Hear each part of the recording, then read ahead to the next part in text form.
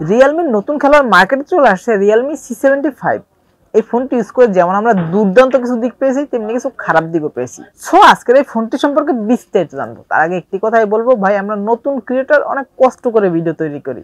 Please আমাদের চ্যানেলটি subscribe করে আমাদের পাশেই থাকবেন, আমাদেরকে সাপোর্ট করবেন। সো যা যাক মেইন ভিডিওতে, লেটস গো অন।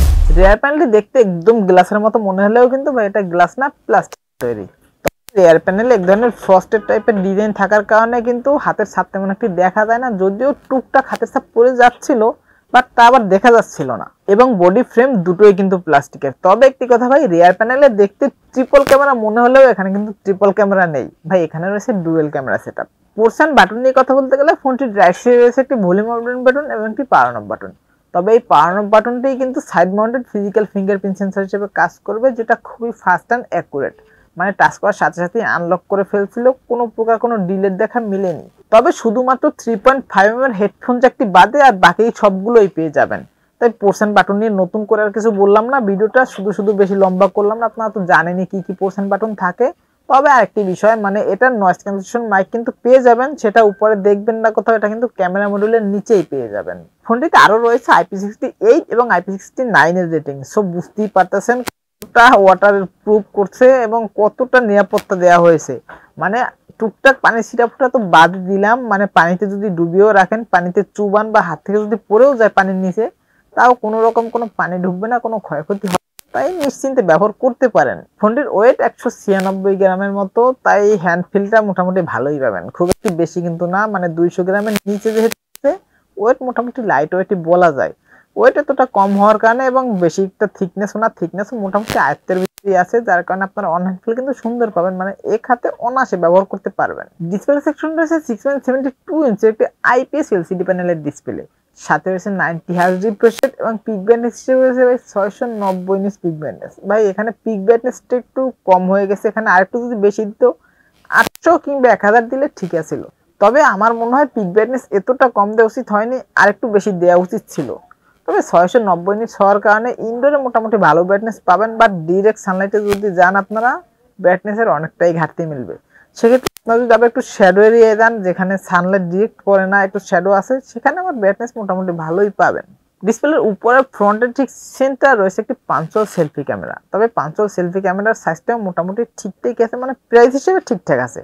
এবং চিন এবং বেজেল নিয়ে কথা বলতে গেলে ভাই চিন বেজেল ঠিকই আছে, বাট লোয়ার চিনটা একটু বেশি মোটা, এটা আরেকটু ন্যারো করলে আরো ভালো হতো। ভাই ডিসপ্লে মোটামুটি ভালো আছে, মানে 8128GB ভেরিয়েন্টের দাম 19,999 টাকা, সেক্ষেত্রে ঠিক আছে।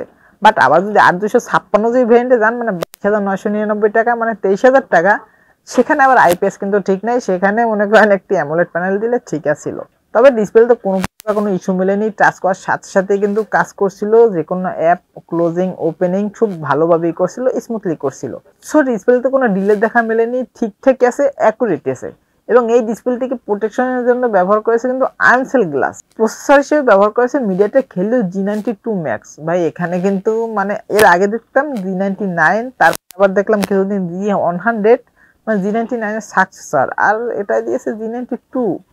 হ্যাঁ, প্রসেসরটা একটু দুর্বল হয়ে গেছে ভাই, ওই G99 এর মতো কিন্তু না, G99 এর থেকে কিন্তু দুর্বল, আর এটা কিন্তু 12 নানোমিটার একটি প্রসেসর।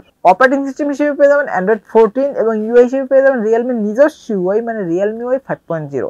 তবে ভাই ইউআইটি কিন্তু মোটামুটি স্মুথই আছে, তবে টুকটাক কিছু অপ্রয়োজনীয় অ্যাপস আছে যেগুলো যে কোনো ইউআইতেই থাকে, তবে Realme ইউআইতে কিন্তু আবার একটু কমই থাকে ভাই।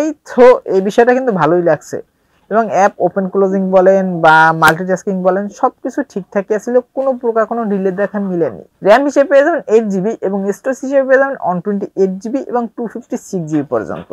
এবং গেমিং নিয়ে কথা বলতে গেলে ভাই গেমিং মোটামুটি প্লে করতে পারবেন, মানে যারা একদম নর্মাল ভাবে গেম প্লে করেন, টুকটাক সময় কাটানোর জন্য গেম প্লে করেন, তারা চালিয়ে নিতে পারবেন। রিয়ার প্যানেল রয়েছে ডুয়াল ক্যামেরা সেটআপ, যার মেইন শটে 50 MP শুটার এবং এটিতে অ্যাপারচার হিসেবে রয়েছে 1.8 এবং সাথে আরেকটি রয়েছে সহকারী সেন্সর। ফ্রন্টে পেয়ে যাবেন 8 মেগাপিক্সেলের একটি সেলফি ক্যামেরা এবং এই ফোনটির রিয়ার ক্যামেরা মানে মেইন ক্যামেরাতে সর্বোচ্চ ভিডিও রেকর্ড করতে পারবেন 1080p 30fps এ, তবে ওয়াইস সাপোর্ট নেই। ওয়াইস সাপোর্ট দেওয়া অবশ্যই উচিত ছিল, তাহলে আরেকটু ভালো তো, ভিডিও কোয়ালিটি আরেকটু ভালোই পাওয়া যেত। এবং ব্যাটারি সেকশন রয়েছে 6000 mAh একটি বড় ব্যাটারি। হ্যাঁ ভাই ব্যাটারি কিন্তু ঠিকঠাক আছে, কোনো দিকে দুর্বল থাকলে হবে কি, ব্যাটারি ঠিকই দিয়েছে। এবং চার্জ করার জন্য রয়েছে 45 ওয়াটের একটি ফাস্ট চার্জার। তবে এই ব্যাটারিটিকে ফুল চার্জ করে নর্মাল ইউজ করেন সেক্ষেত্রে 1.5 দিনের মতো অনায়াসে পেয়ে যাবেন। এমন আছে 1.5 দিনের বেশিও পেয়ে যেতে পারেন, মানে 1.5 থেকে 2 দিনের মাঝামাঝি সময় পেয়ে যাবেন। এবং যদি হেভি ইউজ করেন মানে একটানা গেম প্লে করেন অথবা একটানা মুভি দেখেন সেক্ষেত্রে 8.5 থেকে 9 ঘন্টার মতো অনায়াসে পেয়ে যাবেন। ফোনটির ভালো দিক এবং খারাপ দিক নিয়ে কথা বলতে গেলে সর্বপ্রথমে যদি ভালো দিক নিয়ে কথা বলি তাহলে সবার প্রথমেই আসে ভাই IP68 এবং 69 এর রেটিং। সো পানিতে পড়ে গেলেও কোনো সমস্যা হবে না, পানি নিয়ে কোনো ভয় করার কারণই নেই। এবং ফোনটি শক্তপোক্ত, হাত থেকে পড়ে গেলেও কোনো সমস্যা হবে না। এবং মেন ক্যামেরাটাও মোটামুটি ভালো, কাজ চালিয়ে নেওয়ার মতো। এবং খারাপ দিক নিয়ে কথা বলতে গেলে সবার প্রথমে আসে ভাই প্রসেসরটা একটু বেশি দুর্বল হয়ে গেছে, আর একটু ভালো প্রসেসর দিলে ভালো হতো। মানে ধরেন G99 বা G100 দিলে মানা যেত। এবং IPS ডিসপ্লে এবং ভিডিও কোয়ালিটি একটু দুর্বল। সো আজকের ভিডিও এই পর্যন্তই, দেখাবেন নেক্সট কোনো ভিডিওতে।